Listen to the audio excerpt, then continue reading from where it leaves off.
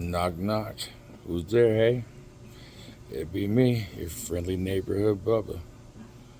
Halfway through dialysis for the week. Wednesday is always one of my most happy days, I guess you can say.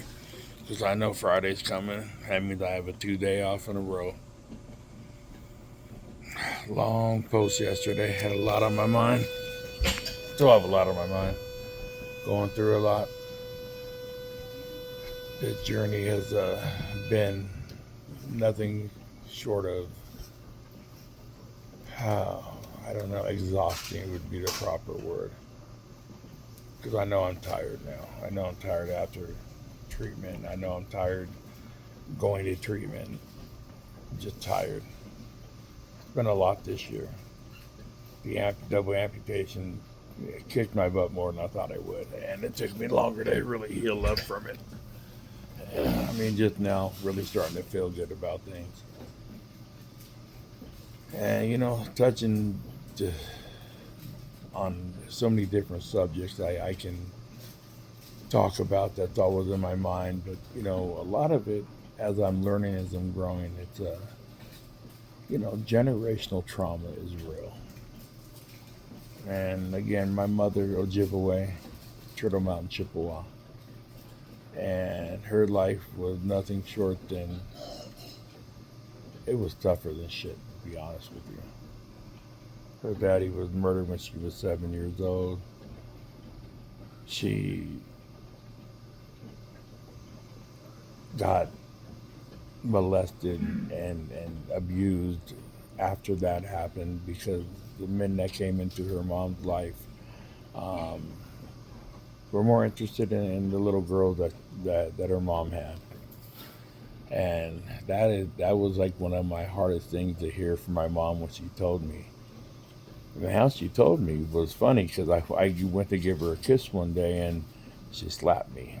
And I didn't know what the hell was going on. And then she caught herself and then she started crying and having like a mini breakdown. And I didn't understand what was going on. And she sat me down and explained and told me this everything. And it's pretty horrific. And, my childhood wasn't the greatest to do with the alcoholism and the drug addicts that were always around, and there was a lot of fighting, there was a lot of abuse. I got my ass handed to me, but they were also from the old school like that. So if you messed up, it's FAFO.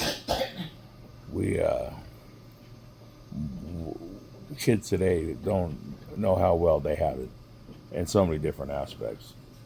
I mean, down to not having to carry, 7 books in a backpack. It's just so much easier for them today, and they, again, I come from the time when we were like the last generation that got spanked in the schoolroom. I remember Mr. Steed hitting me and my little cousin with a big old wiffle paddle he had. It looked like a big old cribbage board, but it had holes all the way through it, so that way when he swung it, he cracked you. I also remember my mom punching him and knocking him on the ass, so there's that. But there was just a lot of stuff to really go through for me as a child with my mom because she also had RP, retinitis pigmentosa. It's a hereditary eye blinding disease. And so I got to spend more time with her. Problem is, my first 13 years, she was drunk almost every day. And there was always 2, 3, 4, 5, 10 people out there with them drinking and partying. And if they had kids, guess who got to babysit them? I was in charge of them.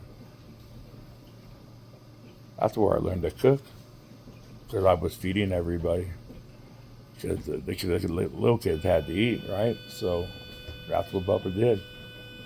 Whatever had to be done. It's funny. I don't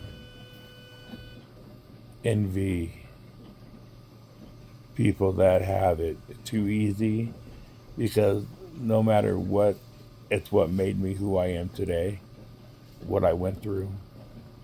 Now, I would have liked them to be, different in the aspect of not being full blown alcoholics, managing their money and everything they had way better. They lost 2 or 3 houses through their debacles of drinking or not wanting to pay, and they wanted to party and whatever else. My brother, who's no longer with us, he was a sick baby. They had to remove a kidney from him from at birth, really, and so he spent like his first 7 years in the hospital. Then he also was a bit of a slow learner and dyslexic, and so he had a tough journey. And I grew with him, and he started drinking at an early age too. And him and I were 14 years apart because I was a oops baby. Uh, I don't think my mom and dad were going to stay together if they didn't have me, because that's pretty much what I was told at 13 when they decided to divorce. That the only reason we stayed together this long was for you. Now that messed me up a little bit for the aspect of just thinking everything was not real. It was all a facade, and I don't know. Um, I didn't handle it well, and 13 after that I pretty much was not around the house. I was, mom would kick me out all the time, and I would couch surf and do what I had to do to survive, and I did. Um, I left Seattle when I was 18 and a half about, and I started doing really, really good. Once I left Seattle and all the drama of Seattle behind. Funny, it's not till I brought Seattle back in my life till everything went to shit again. But again, it is what it is, and here I am now, and I'm asking and hoping that you'll help me with a like, a subscribe, a share. That's the best way to do it. The more people know, the more see it, the algorithm sees it. If I'm posting and doing something every day, maybe I can get monetized and start putting ads up and doing something like that in different aspects on different social media platforms. So I have a lot of things I can cover, not just me and my life. I, I'll talk politics with you. I'll talk sports with you. I'll talk life with you. I can talk addiction with you. I can talk what it's like to come from an abusive home and what it's like to see things that no human and especially a child shouldn't see. So that's kind of where I'm at today. Just kind of like every day is putting things in thought, trying to figure out how to make it.